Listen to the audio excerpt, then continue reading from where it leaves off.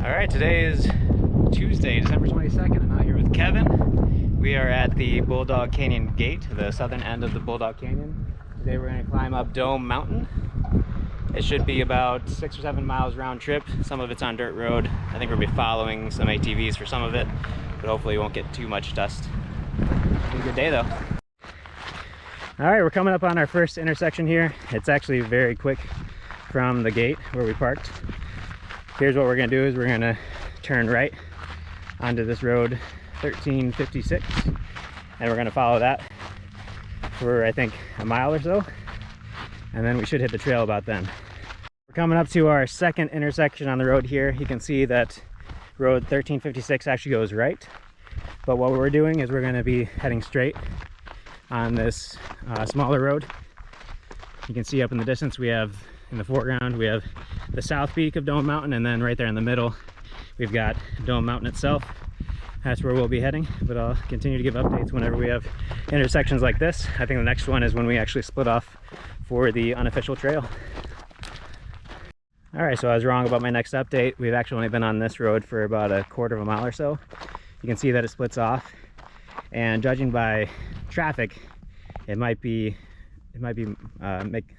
look like it makes more sense to turn left. What we're actually going to do is we're going to turn right. This is the actual road on CalTopo, and as usual I'll post a map of my route online in the link below so you can see and follow the route exactly. All right, so we've made it to the point where we're going to be turning off the road. We're now going to be going on to the unofficial use trail.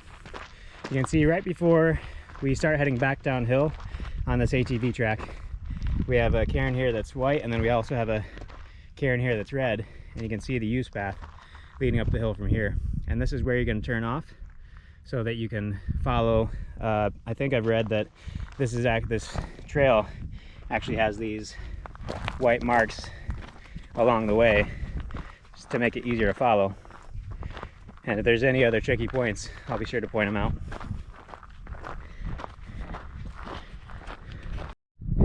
All right, so far this route has actually been really easy to follow. There's been a couple spots where we've had some white dots and even some bright red arrows. And it looks like right now we've kind of hit the saddle between some of these sub peaks, and we can see more of the goldfields in the distance. We're taking a left turn right here at the saddle, and we're gonna start heading up this ridge line, and you can see Dome Mountain just up ahead. Should be there shortly. All right, we've made it to the top of Dome Mountain. This is the high point of the Goldfield Mountains, and the route up was actually a lot easier than a lot of the trip reports made it seem. There wasn't any scrambling involved, and the use trail was really easy to follow. So there really shouldn't be any point that you should worry about getting lost. It is a little bit loose and steep, so maybe bring some poles so you can get down a little bit easier. But we have some fantastic views here on top of the goldfields. You can see Pass Mountain directly across the way there. Recently did a trip report about that one. Beyond that, you can see Useries. I also have a trip report about that. You can see Red Mountain or McDowell Peak a little bit further in distance, and the McDowell Range over there. You can see north to the Mazatals and Mount Ord. We can see east over to Four Peaks. Got a really front row seat view to Four Peaks over there. And then the Superstitions directly to the east.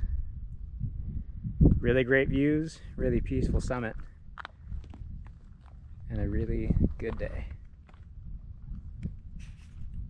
All right, we're making good progress on the way down this climb.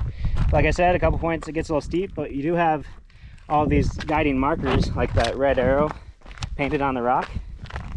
So like I said, it's very well laid out, very easy to follow, but it is a little slick with the gravel and steepness. So make sure you have some shoes that help your footing and maybe some poles, and this will be an easy day out. All right, we've just finished up Pass Mountain. It was a really fun day. It was about 6 miles round trip. Very straightforward and easy to follow. I was expecting a little bit more difficulty in the navigation, but the use trail is really straightforward, and those arrows and the white dots make it pretty easy to keep on track. It was a really fun day, really easy day. It's a little bit hot out here, even though it's mid to late December. But yeah, we had great views at the top of Pass Mountain. The elevation of Pass Mountain is at 3,381 feet and has a prominence of 1,201 feet. As usual, I'd like to thank all the people that came before me. There were a lot of really useful trip reports up here, and then also all the users to make that path so well done. And the chairs up there were a very nice touch. It was pretty nice to be able to sit down and enjoy the view in some pretty sturdy chairs. And obviously map builders, it was really useful to be able to check out the maps and see kind of the best route, even though some of those roads back here weren't quite on it, but still useful. And of course, the original stewards of this land, which out here are the Hohokam peoples. We'll see you out there. Actually, Four Beach is actually part of the Mesa Mountains. Really? Yeah.